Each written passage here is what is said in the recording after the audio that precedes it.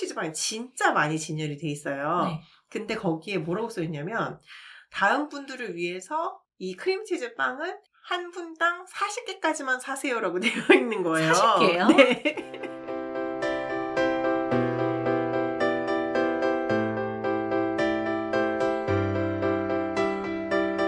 대한민국 550만 자영업자와 함께하는 채널 자영업 사장들의 프리토킹 팟캐스트. 안녕하세요. 사장들의 커피챗의 지식 전달자 어슬입니다.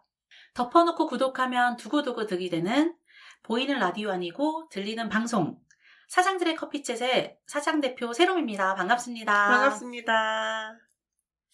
세롬님. 네. 방금 전에 먹은 유자 파운드 케이크 맛 어떠셨어요? 너무 맛있었습니다. 아, 진짜요? 마음에 드셨나요? 네. 제가 안동까지 가서 사온 보람이 참 있네요. 네. 여러분, 성심당 아시죠? 성심당에 있는 대전 인구가 몇 명인지 아시나요? 144만 명입니다. 그런데 그 성심당과 어깨를 나란히 하는 전국 3대 빵집 중에 하나가 인구 15만 명뿐인 안동에 있다는 사실 알고 계셨나요? 몰랐습니다. 1974년에 시작해서 대기업 프랜차이즈의 공세 속에서도 살아남아 외국인들에게 한국 여행지를 소개하는 미슐랭 그린 가이드 한국 편이 처음 발간됐을 때 그 첫 번째 편에 이름을 올린 곳. 오늘 사장들의 커피챗에서는 안동 맘모스 제과가 어떻게 인구 소멸 위기의 도시에서 전국구 명물의 위치를 유지하고 있는지 그들의 고집스러운 성공 방정식을 낱낱이 파헤쳐봅니다. 기대가 좀 되시나요? 네, 기대가 되고요. 저는 사실 이번 편 준비하면서 맘모스 제과라는 데를 사실 처음 들었거든요. 아, 정말요? 그래서 저처럼 모르시는 분들을 위해 제가 좀 찾아봤는데 네. 맘모스 제과가 대한민국 3대 빵집 중에 하나라고 하더라고요. 맞아요.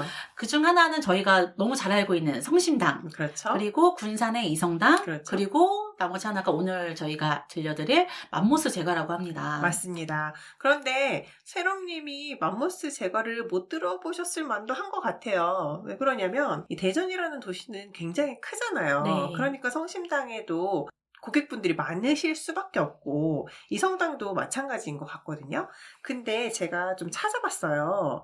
그랬더니 경북 지역이 인구 소멸 지역 중에서도 제일 빨리 인구가 소멸되고 있는 지역이잖아요. 그렇군요. 저는 강원도가 그런 줄 알았는데 경상도도 지금 마찬가지군요. 강원도보다 이 지역이 훨씬 유명합니다. 그렇군요. 네, 그래서 BYC라고 해가지고 또 네. 3개 지역이 가장 인구가 적다라고 하고요.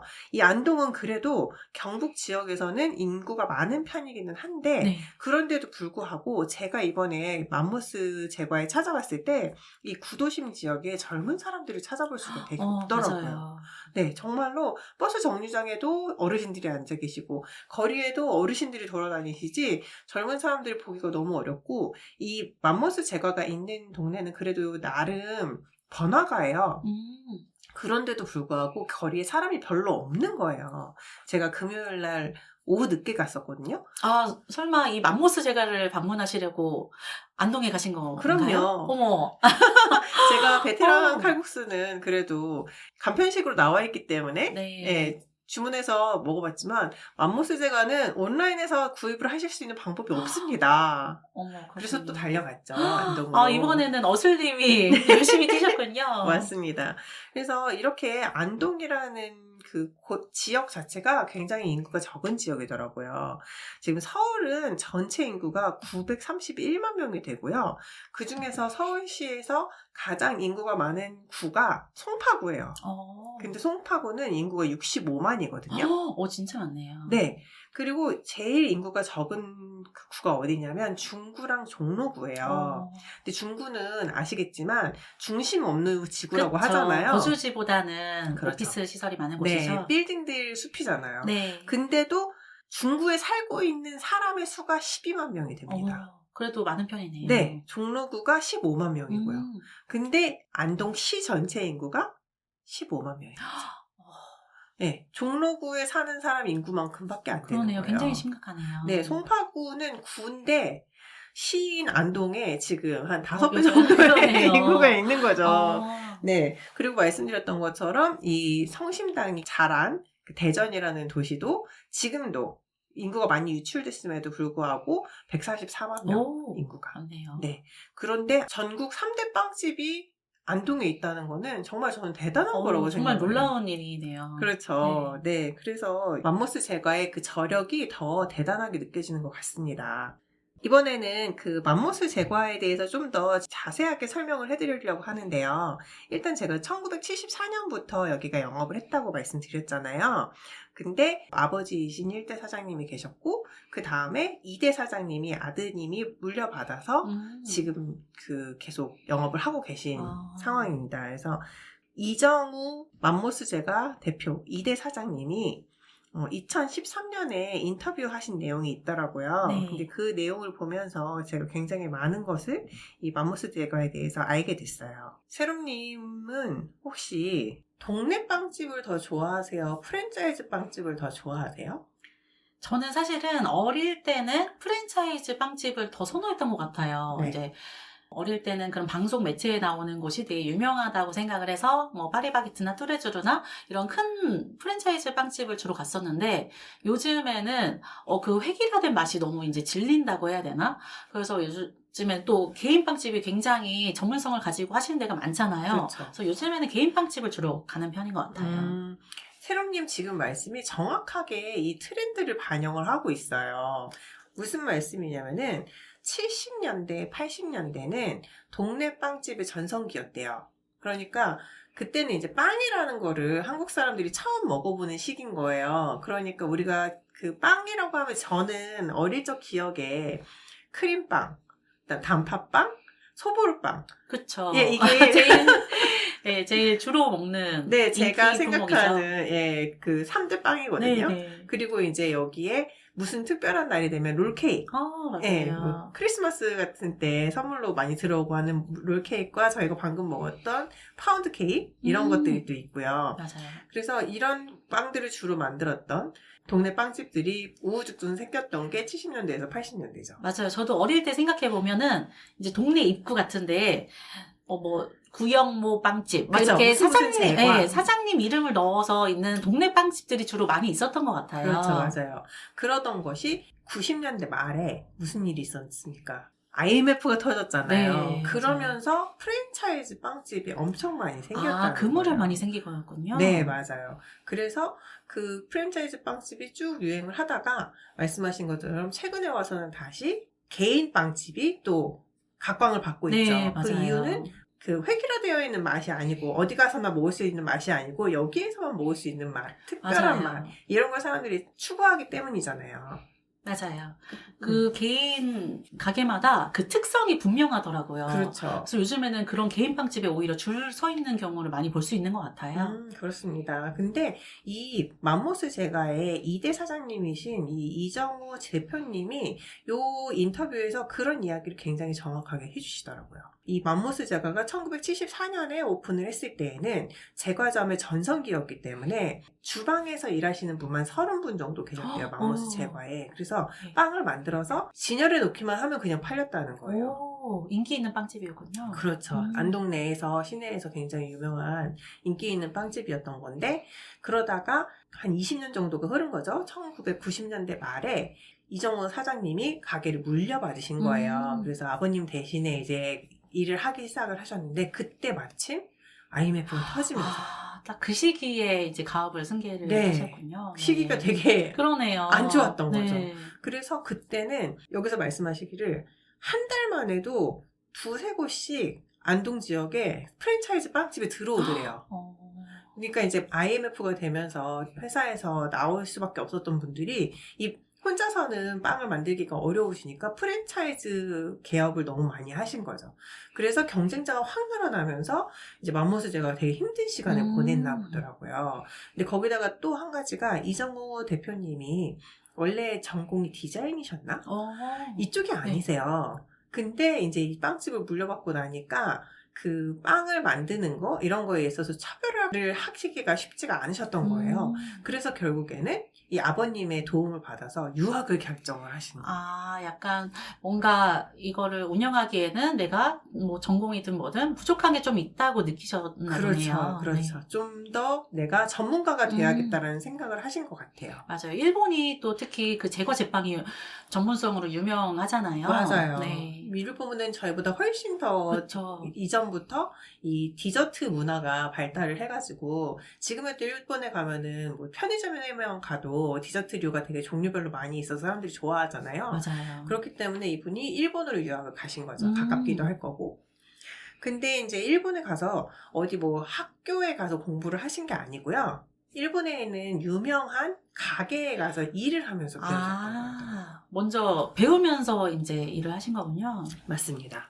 그래서 일본에서 배우면서 본인이 배운 거에 대해서 이야기를 하시는데 두 가지를 딱 꼽으세요. 그래서 첫 번째는 뭐냐면 네가 내려고 하는 맛을 선명하게 해라 라는 말을 많이 들으셨다 하고요. 그 다음에 두 번째는 재료가 중요하다라는 말을 들으셨다고 해요. 이게 이제 이정우 사장님이 그 이후에도 계속 가게 경영 철학으로 지키는 내용이 되신 것 같아요. 두 가지 모두 굉장히 중요한 내용인 것 같아요. 그렇죠. 네. 그래서 저희는 오늘 이 두 가지에 대해서 여러분들한테 강조해서 말씀을 해드리고 싶어요. 이 맛의 선명성이라는 게 사실 이게 무슨 말이야 라고 생각하실 수도 있는데요. 그러니까 누구든지 자기가 뭘 만들고 싶은지를 일단은 잘 알아야 된다는 얘기인 것 같아요. 맞아요. 그래서 내가 뭐 예를 들어서 음식점을 한다. 그러면 내가 뭘 만들고 싶으냐? 내가 라멘을 만드는데 나는 담백한 걸 좋아하니까 난 담백한 라멘을 만들고 싶어. 이렇게 가능한 거죠.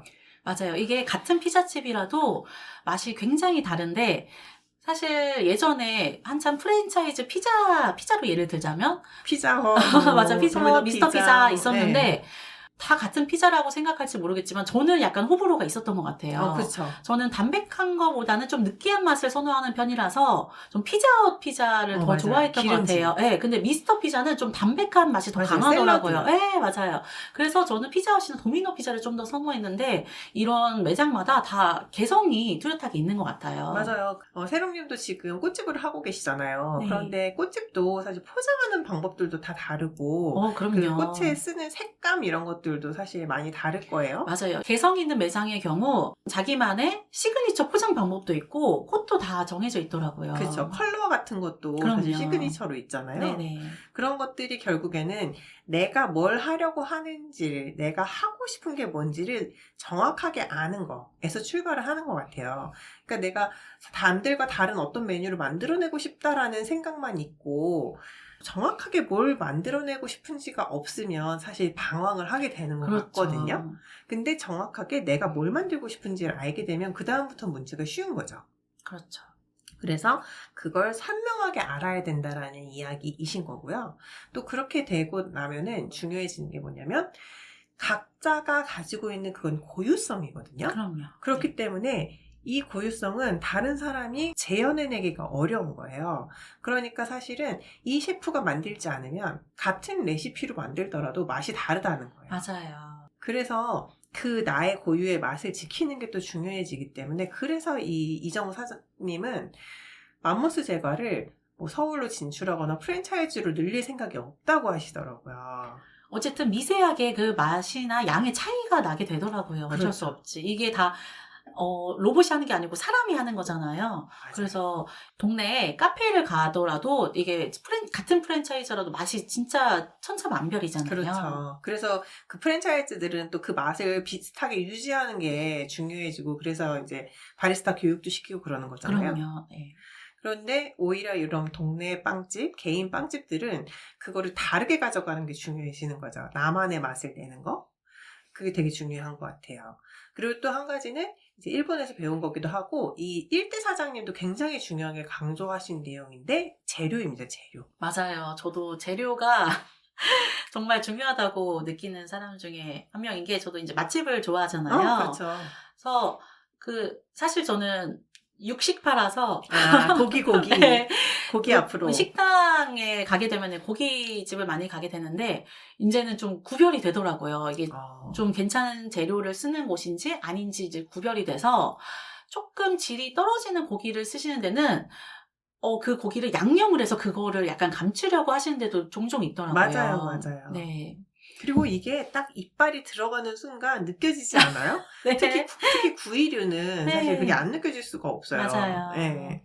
그래서 이 재료가 진짜 중요한 건데 이분도 그런 비슷한 말씀을 하시더라고요. 조금 아주 조금이죠. 다 좋은 재료이지만 조금 신선도를 포기를 하면 단가가 많이 차이가 난다는 거예요. 그렇기 때문에 이 신선도를 약간 포기하고 싶은 마음이 누구나 들 수밖에 없다. 근데 그랬을 때 그거를 포기하지 않는 게 중요하다라고 얘기를 하시는 거예요. 그래서 일본에서 그 일을 배우실 때에도 거기는 아몬드를 써도 그 아몬드가 어디서 생산된 건지를 알아보고 질 좋은 아몬드가 생산되는 곳을 알아봐서 쓰더라 라는 말씀을 하시더라고요. 그래서 이제 이정호 대표님도 나는 재료에 있어서는 타협하지 않겠다라고 생각을 하시게 된 것 같고 또 특히나 이 안동이라는 지방이 농업을 많이 하는 지역이기 때문에 거기 질 좋은 농산물들이 많다고 합니다. 그래서 그 농산물들을 최대한 활용을 하시는 거죠. 지역 농수산품을 활용을 하시는군요. 맞아요. 그래서 그것도 제철에 이용을 해서 빵에 집어넣으려고 노력을 많이 하시는 것 같고 그래서 되게 놀란 게 여기는 반제품을 거의 안 쓰신대요. 그러니까 고구마 파이를 하시면 고구마를 생으로 가지고 오셔서 그거를 전부 여기서 조리 과정을 거쳐서 재료를 만들어내서 그걸로 빵을 만드시는 거죠. 듣기만 해도 굉장히 지금 신선하고 맛있을 것 같은 느낌이 드네요. 그렇죠. 그래서 제가 여기서 두 종류의 빵을 그 대표 메뉴로 먹어봤거든요. 제가 세롬님과 방금 같이 먹었던 이 유자 파운드와 그다음에 또 한 가지는 그 크림치즈 빵이 있어요. 두 개를 먹어봤는데 유자 파운드도 너무 맛있지만 크림치즈 빵도 딱 한 입 넣는 순간에 그 약간 쿰쿰하면서 그 짭짤하면서 한 그 치즈의 맛 있잖아요. 네. 그게 굉장히 진하게 나는 거예요. 그래서 여기는 좋은 재료를 쓰고 또 재료를 아끼지 않고 많이 넣으시는구나 이 생각을 딱 했거든요. 근데 그 이야기가 여기 딱 들어가 있더라고요. 저도 그 맘모스 제거에 대해서 조금 알아봤는데 제일 유명한 빵이 방금 말씀하신 것처럼 크림치즈 빵이 진짜 제일 유명하고 그 다음 이 파운드 케이크 유명하다고 하더라고요. 근데 그 크림치즈 빵이 진짜 약간 쫀득하면서 그 고급진 맛이 난다고 다들 그러시더라고요. 맞아요. 고급진 맛. 그게 딱 맞는 말인 것 같아요. 그래서 제가 되게 깜짝 놀랐던 게 갔는데 매장에 이제 크림치즈 빵이 진짜 많이 진열이 돼 있어요. 네. 근데 거기에 뭐라고 써있냐면 다음 분들을 위해서 이 크림치즈 빵은 한 분당 40개까지만 사세요라고 되어 있는 거예요. 40개요? 네. 아니 보통 그런 유명한 집에 가도 1인당 뭐 5개 네. 뭐 이렇게 돼 있거든요. 맞아요. 근데 40개가 4개 아니죠? 이게 공이 하나 더 붙은 게 맞는 거죠? 이거는 한 집안에서 그 유통기한 안에 소비할 수 있는 정도의 양이 아니잖아요. 근데 네. 그렇게 많이 사가지고 가시는 분들이 계신가 봐요. 그 정도로 굉장히 인기가 많은 빵인 것 같더라고요. 그래서 그런지 다른 빵은 다 품절이 돼도 크림치즈 빵은 조금 늦게 가도 구입이 가능하다고 하는 것 같더라고요. 맞아요. 제가 갔을 때도 오후 늦게 갔었기 때문에 대부분의 빵들이 이미 다 없었어요. 근데 그 크림치즈 빵은 되게 자주 많이 나오는 것 같더라고요. 그래서 되게 많이 남아 있었습니다. 저희가 방금 유자 파운드 케이크를 먹어봤는데 그럼 이 유자도 혹시 안동에서 나는 재료로 만들어진 걸까요? 그 유자가 안동에서 나는 건 아닐 것 같아요. 하지만 이 유자 파운드에 들어간 유자들도 검증된 재료로만 쓰신다고 하더라고요. 그래서 생산지라든지 이런 부분들을 관리를 하시는 것 같더라고요. 그래서 이렇게 그 이정우 대표님이 재료와 맛을 구현해내는 거에 굉장히 신경을 많이 쓰면서 이 빵들을 생산해내셔서 그런지 2011년에 미슐랭 그린 가이드에 맘모스 제과가 소개가 됩니다. 미슐랭이에요? 네. 근데 저희가 대체로 알고 있는 미슐랭은 레드 가이드예요. 레드 가이드가 뭔가요? 차이를 제가 네. 말씀을 드리겠습니다.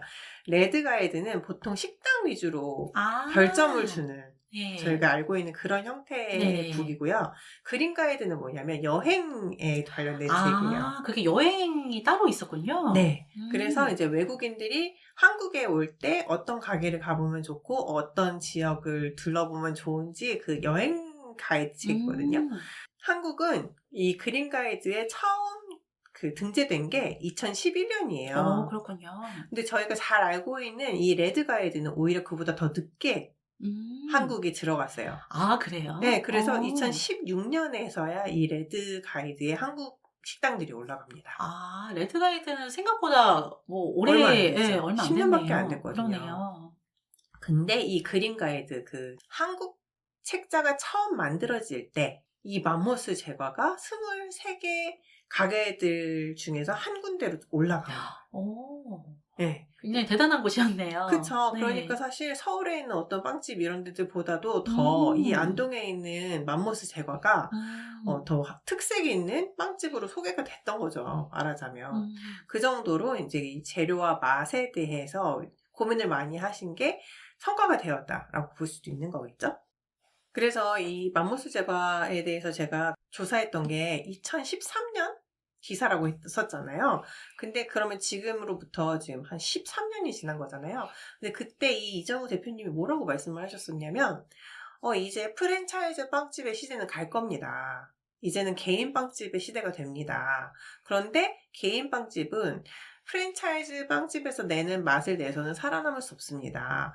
그 개인 빵집의 고유한 맛을 가지고 있어야지만 살아남을 수 있는 그런 세상이 올 겁니다라고 인터뷰를 하셨던데 지금이 딱 그런 시기가 된 거죠. 그래서 새롬님이 말씀하셨잖아요. 어렸을 때는 프랜차이즈 빵집을 좋아했는데 이제는 개인 빵집을 좋아한다라고 말씀하신 그 트렌드가 또 정확하게 이렇게 온 거죠. 네, 맞아요. 그래서 이제 위기를 느낀 프랜차이즈 매장들이 좀 더 메뉴 개발에 힘을 기울이고 이런 건가요? 그런 것 같더라고요. 파리바게뜨 같은 경우에는 블루라벨이라고 따로 브랜드 안에서 브랜드를 만들었더라고요. 아, 맞아요. 그래서 좀 더 고급화해가지고 만든 것 같은데, 확실히 그 전에 질이 먹던 훨씬 품질이 높아져서, 이거는 개인 빵집하고 비교해도 비슷한 맛이 나는 것 같다 정도로 네. 많이 올라온 것 같더라고요. 네, 또 거기서 또 프랜차이즈가 경쟁을 하는 거군요. 그럼요. 나름대로. 그래서 저는 나름 이게 선순환이 오히려 된 것 같아서 네. 더 좋은 것 같더라고요. 네. 좋은 말씀이시네요. 그러면 오늘 저희 맘모스 제과에 대해서 이야기를 좀 길게 나눠봤는데요. 새롬님이 저희 청취자분들을 위해서 오늘 내용을 좀 짤막하게 정리해 주실 수 있을까요? 네. 우리 사장님들은 결국에는 이 이야기를 듣고 내 사업에 어떤 식으로 적용하는 게 좋을지를 고민하실 것 같은데 그런 내용들을 좀 정리해서 이야기해 주시면 좋을 것 같아요. 네, 일단은 첫 번째로 이 이정우 대표님이 이제 가업을 승계하셨을 때 IMF가 오고 되게 상황이 안 좋았었잖아요. 그렇죠. 이 위기를 기회로 만든 게 정말 저는 대단한 게 아닌가 싶습니다. 위기가 왔을 때 사실 사람들은 되게 고민을 많이 하잖아요. 움츠러들죠. 그쵸. 위축되고. 그 사실 지금 시기가 자영업자 소상공인분들 진짜 힘든 시기인 것 같아요. 맞아요. 네. 제가 주위에 이제 상인분들 많이 뵈면은 다들 그런 말씀을 많이 하시더라고요. 어떤 말씀이시죠? 지금 10년째 그 매장을 운영하시는 사장님도 진짜 이제 힘들어서 매장을 계속 해야 할지 고민이라고 하시는 분들이 굉장히 많으세요. 네, 그러셨군요. 그런 말을 들으면 되게 마음이 아프고 이게 더 이상 소상공인들이 갈 곳이 없나 이런 생각도 많이 들고요. 네. 지금 다들 고민이 많으실 텐데 이정우 대표님은 그래도 이 위기를 기회로 살려서 유학을 가셔가지고 더 업그레이드된 그 모습으로 맘모스 제과를 더욱더 발전시키는 모습을 보여주셔서 이거는 참 본받을 점이 있다고 생각이 듭니다. 그렇죠. 근데 이제 사장님들이 생각하시기에 유학을 어떻게 가냐 지금 가게도 어려운데 이렇게 생각하실 수도 있는데 유학을 꼭 가야 되는 건 아니라고 그렇죠. 보고요. 그 위기를 극복하는 방법이 다양한 방법들이 있죠. 맞아요. 네. 요즘에는 사실 유튜브 같은 것들도 너무 잘 돼 있어서 해외에서 어떤 메뉴들을 개발해서 하고 있는지 이런 걸 찾아보기도 진짜 좋은 것 같고요. 그리고 또 어떤 분들은 잠시 잠시 이 가게를 접고 다른 가게에 들어가서 또 배우고 나오시는 분들도 계시더라고요. 잘하는 가게에 가서 내가 일을 하면서 그걸 배우고 나오고 이런 과정을 거치시는 분들도 있거든요. 그러니까 이제 상황에 맞게 이 유학이라는 게 결국엔 상징적인 의미로 다른 거, 나한테 부족한 걸 배운다라는 의미로 생각해 주시면 좋을 것 같아요. 네, 맞습니다. 두 번째는 그 프랜차이즈가 할 수 없는 그 수작업의 가치로 볼 수 있는데요. 맞아요. 사실은 이게 손으로 직접 다 하나하나 한다는 게 쉽지가 않잖아요. 그렇죠. 그리고 규모가 커질수록 이 수작업을 하는 게 너무 힘들어서 이제 대규모 기계로 이제 공장에서 한다거나 그런 식으로 많이 바꾸는데 그게 이제 반제품을 사가지고 들어오는 그럼요. 거죠. 냉동을 쓰거나 뭐 네. 그럴 수도 있는데 그 가치를 정말 힘들게 지키면서 이거를 계속 끌고 나가야겠다. 이런 점들도 정말 본받아야 할 점이라고 생각을 해요. 네, 맞아요. 그리고 또 그 지역에서 요즘에는 또 로컬 브랜딩이 많이 이루어지고 있는데 이 지역에서 직접 생산한 수확물들을 사용해서 이제 상품화 시킨다는 게 정말 저는 또 하나의 지역의 고유 가치를 높이는 일이 아닐까 생각을 해서 너무 좋은 것 같습니다. 네, 맞습니다. 말씀하시는 거 들으면서 제가 떠오른 게 있었는데 저희 어머니는 식당을 고르는 기준이 반찬이세요. 아, 그러니까 요즘에는 반찬이 거의 안 나오는 식당들이 많잖아요.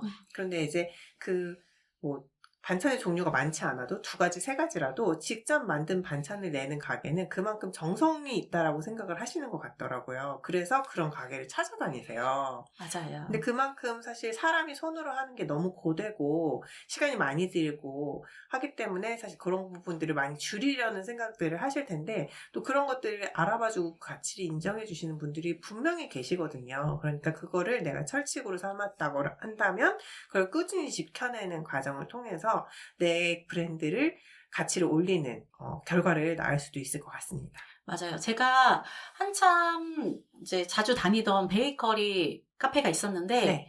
그곳은 고구마 케이크이면은 우리 부모님이 직접 어디 지역에서 키운 고구마로 만든 케이크 이렇게 해서 판매를 하시더라고요. 네. 그럼 더욱더 신뢰가 가고 정말 스토리가 거기에서- 있잖아요. 네, 맞아요. 스토리가 있는 상품이라서 더욱더 이제 먹어보고 싶다 이런 생각도 들고 이게 믿고 먹어볼 수 있겠다 그런 신뢰도 생기는 것 같더라고요. 그렇죠. 이런 부분들도 마찬가지로 나는 농사를 짓는 부모님이 안 계신데 어떡하지? 이렇게 생각하시기보다는 예를 들면 산지에 한번 찾아가서 농장에도 한번 가보시고 그 농장 주인분들이랑도 이야기를 해보시고 이러면서 또 그런 식으로 내 그 거래처를 찾는 거 이런 것들도 되게 좋은 것 같고 그렇게 되면은 그 거래처의 사장님의 스토리를 사용하실 수도 있는 거잖아요. 그래서 그럼요. 뭐 예를 들어서 안동에 있는 몇 세의 누구누구 농부께서 만든 이 농산물을 가지고 제가 이걸 만듭니다. 이런 식으로 하실 수도 있는 거니까 그것도 마찬가지로 내가 그런 산지를 원재료를 찾으려고 했던 그 노력을 또 스토리로 만들 수 있는 부분들은 얼마든지 있다고 생각이 듭니다. 맞아요. 요즘에 그 지역 브랜딩, 이런 지역에서 온 것들에 대한 희소성, 가치가 높게 평가가 돼서 이런 대기업에서도 많이 이용을 하는 것 같더라고요. 그렇죠. 그 TV에 나오는 어떤 광고를 봐도 햄버거 광고였는데 무슨 지역 마늘로 만든 마늘버거 이렇게 맞아요. 하면서 이렇게 광고를 하시더라고요. 저 기억나요. 그게 네. 아마 진도 대파였나 그랬던 것 맞아요. 같아요. 대파도 예, 있고 예. 마늘도 있고 막 여러 맞아요, 가지 맞아요. 사용을 하시더라고요. 그러면은 전 그런 걸 보면은 더 신뢰가 간다. 왠지 먹어보고 싶고 그쵸. 다른 맛이 날 것 같고. 맞습니다. 그래서 이렇게 개인 자영업자가 가져야 할 독창성에 대해서 이제 좀 생각을 많이 고민해야지. 해보시면 좋을 것 같습니다. 네. 또 이제 마지막으로 그 맘모스 제과의 중요한 점을 보자면은 재료가 떨어지면은 이제 더 이상 판매를 종료하는 것. 맞아요. 이게 맛집에 가도 종종 그런 곳이 있는데 저희 재료가 다 소진되면은 판매 오늘 영업 종료합니다. 이런 곳들이 있잖아요. 네네. 그러면은 더욱더 하루 만들 재료만 해서 판매를 하고 더 이상 팔지 않는구나. 그럼 그 다음날은 그 다음 나오는 재료로 사용하는구나 하고 신뢰성이 많이 올라가는 것 같더라고요.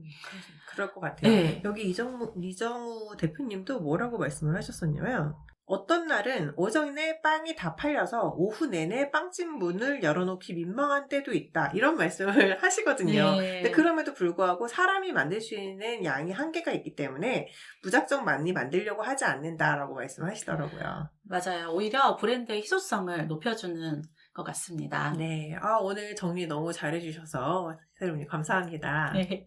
네, 감사합니다. 네, 저희가 이제 청취자 여러분들께 좀 더 도움이 되고자 저희가 말씀드렸던 스토리를 좀 정리해서 영업에 적용하실 수 있는 형태로 좀 말씀드려봤어요. 정리해드린 내용이 유용하게 사용되시면 좋겠습니다. 네, 저도 자영업 소상공인 분들이 많이 여기 있는 정보를 듣고 도움이 되실 수 있게 공부를 많이 해서 많이 들려도록 하겠습니다. 네, 실질적으로 도움이 되는 정보들을 저희가 좀 더 많이 제공하기 위해서 노력하겠습니다. 저 공부를 많이 해야겠네요. 예, 그럼요. 당연하죠.